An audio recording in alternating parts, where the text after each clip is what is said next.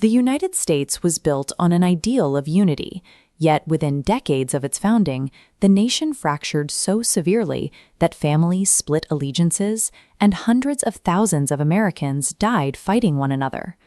By the mid-19th century, the country operated two entirely incompatible economic systems. The northern states were urbanizing rapidly, driven by industrial factories and waged labor. The southern economy relied almost exclusively on large-scale plantation agriculture, a system sustained entirely by the labor of enslaved people. This map of the United States in the 1850s shows the scale of that economic divide.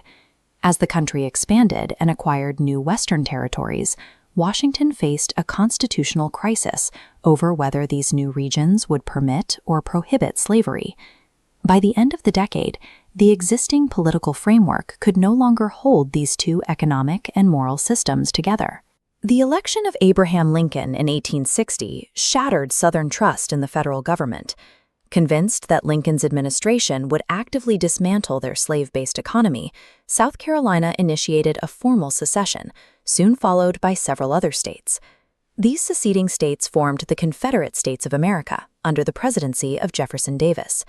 Lincoln rejected the move entirely, maintaining a strict constitutional view that the Union was a permanent, unbreakable contract. In April 1861, Confederate artillery opened fire on a federal garrison in South Carolina. The bombardment forced Fort Sumter to surrender, rapidly escalating a tense political standoff into open warfare. When those initial shots were fired, the Union mobilized with a singular, defined objective: to restore its borders. A crusade to end human bondage was not yet part of the military mandate. Both sides initially expected a brief rebellion.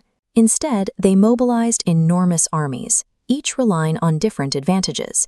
The Confederacy leaned on experienced military leadership and the tactical familiarity of fighting on their own terrain, while the Union brought overwhelming advantages in population size, industrial capacity, and railroad infrastructure. Neither side accurately calculated the incoming destruction.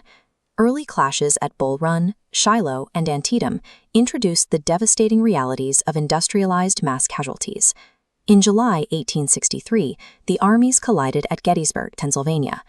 Over 3 days, the Union permanently halted Robert E. Lee's northern invasion, but the victory left tens of thousands of men dead or wounded in fields and makeshift hospital tents. The staggering volume of blood spilled made a simple return to the old American system impossible.